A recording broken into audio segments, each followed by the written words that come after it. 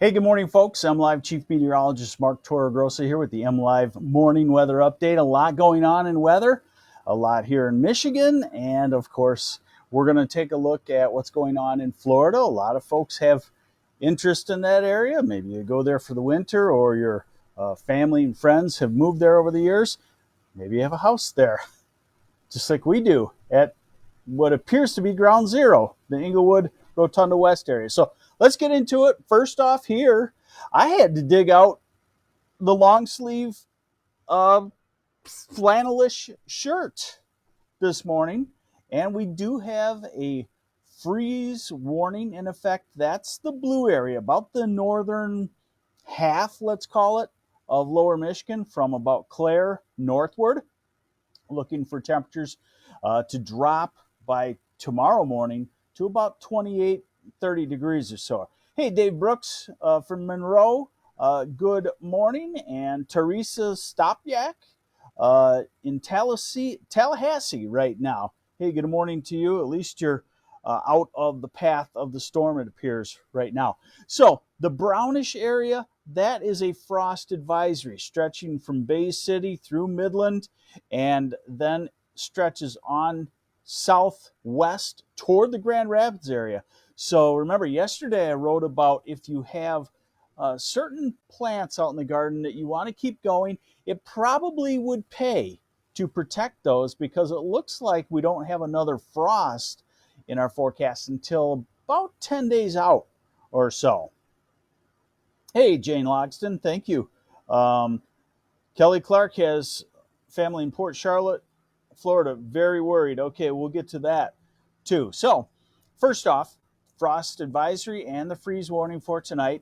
We do still have some lake effect rain showers roaming Michigan, mostly on a north wind. So the tip of the thumb, the eastern part of the thumb, you have the showers off of Grand Traverse Bay into Traverse City, a few light showers, and then also in the southwest corner. And here's the radar forecast showing the forecasted radar for today. Not much coverage. This is a north wind, so in the thumb you can get spurts of rain. Also along the far western and southwestern shoreline, but otherwise just kind of a dreary, chilly fall day. Marvin Boyer from Mountain Home, Arkansas. My parents actually moved to Mountain Home, Arkansas when I was in college, moving out of the Chicago area. So beautiful area. Good morning, Marvin Boyer. Thanks for joining us.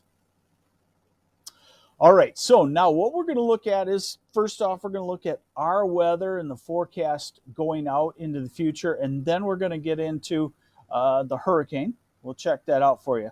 So what you're looking at here is the European model. It's going to go out 10 days. The story is going to be we have a chilly, damp, showery day today, a cold night tonight, and then an incredible stretch of Great Lakes fall weather. You know, where the sunshine comes back, it's cool in the morning, warms up into the 60s and 70s in the afternoon. That's what we're going to see going forward. So let's get into it. Okay, so here's our cold weather today, and then I want to show you tomorrow morning. This, you see the little black squiggly line right centered over about Mount Pleasant, that kind of circular line? That's the center of a low pressure system, the center of a high pressure system. And that means clear conditions, calm conditions, and that means frost and freezing temperatures. Then as we get into tomorrow afternoon, beautiful weather, and we go through Friday, beautiful weather. You don't see any black lines. That means not much wind coming up in this pattern. Just full-blown sunshine, and the power of the sunshine is still there so that we can get into the 60s and 70s. Cheryl Ann, when will temps drop long enough that we need to winterize the jet skis? You have a few weeks on that, at least.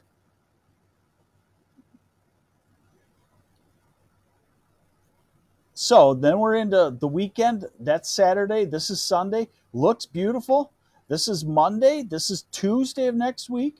This is Wednesday of next week. Our next cold front, not scheduled to arrive until we get to about Thursday of next week. and then here comes another cold plunge for a day or two, and then back to mild temperatures. And that's what you can expect at this time of the year, is a couple of days, couple of mornings chilly, and then we bounce right back up. And remember, the strongest climate trend that we have in the Great Lakes are warmer falls. The warmth just over the past decade, 15 years, seems to bounce right back. Not as warm as it was the week before or the week before, because we're losing power from the sunshine, but it warms back up and have some great falls.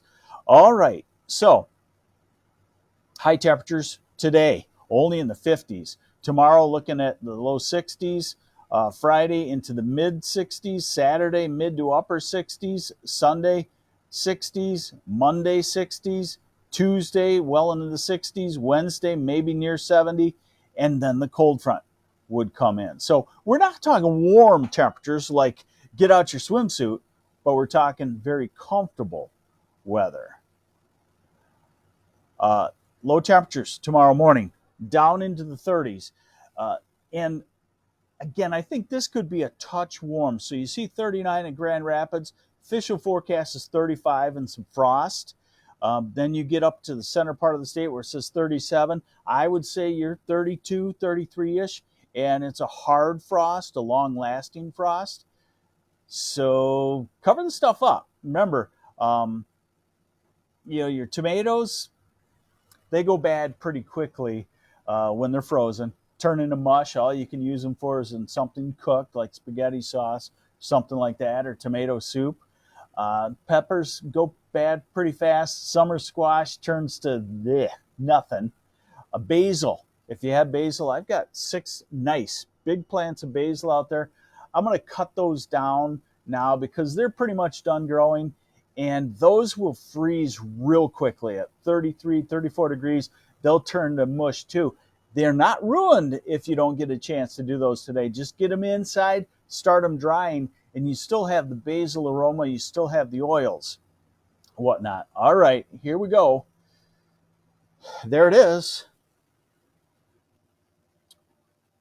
Hurricane Ian. As of the last advisory, it was 2 miles an hour short of being considered a Cat 5 hurricane. So what we're looking at is the infrared satellite. It's detecting the temperature of the tops of the clouds, and the reds and the blacks, those are the colder cloud tops. So you can definitely pick out the eye. It looks like the eye, really, from staring at the satellite picture, it looks like the eye has slowed.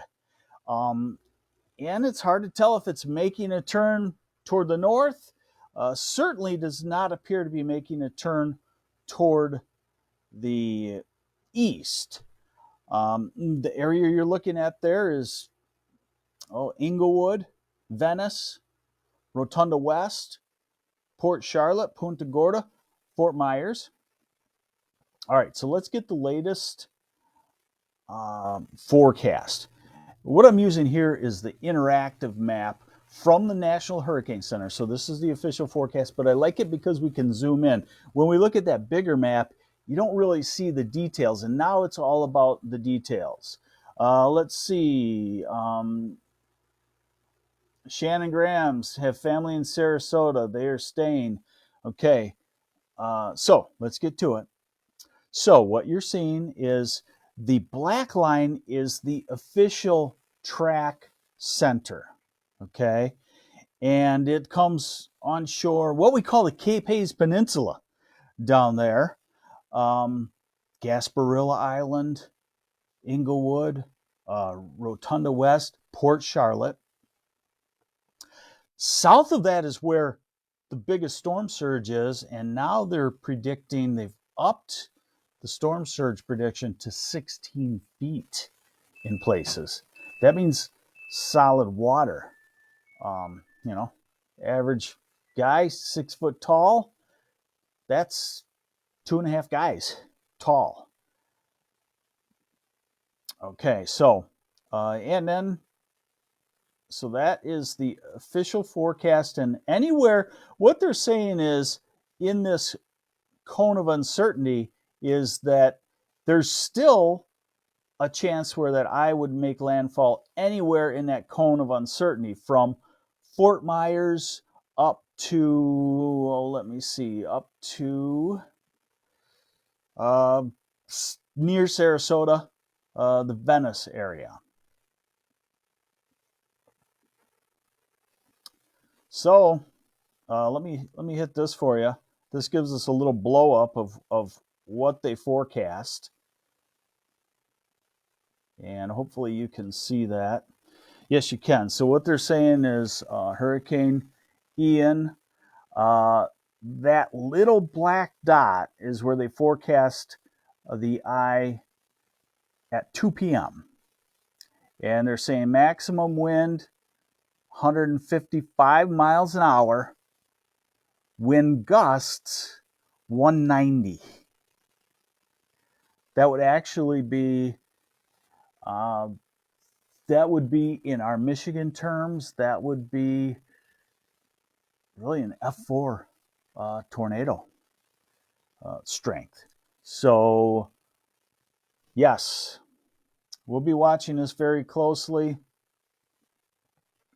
For me, my wife and I got our retirement home.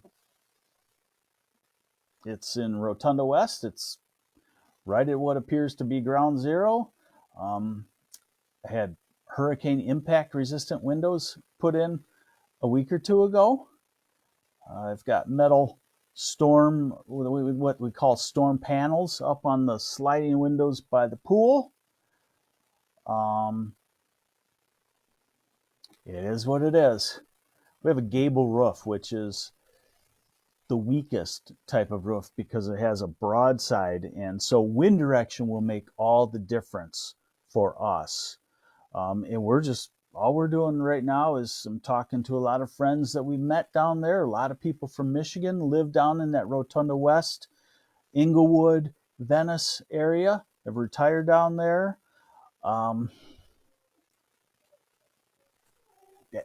I've broadcasted about this kind of stuff for 32 years.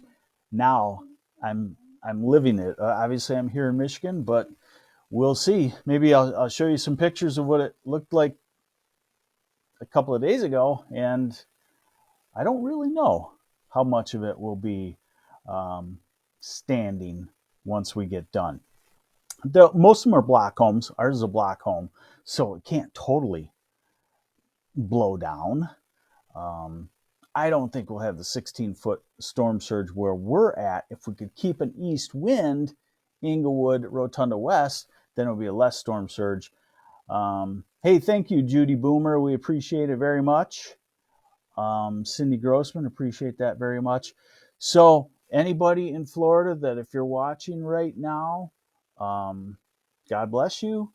We're saying our prayers, and we will all get through it with those of us that have interest down there, and a lot of warnings. So most people got the heck out of there and are safe. There's your update. For us here in Michigan, a cold night tonight. Protect your gardens. If you got some tomatoes that you say, I need another week or two, I think it makes sense to throw a tarp over them. Blanket, buckets are probably too big to put a bucket over now. Makes sense because we'll have some mild weather for another week or so at least. And take care. We'll see you back here tomorrow. I'm MLive Chief Meteorologist Mark Torregrossa.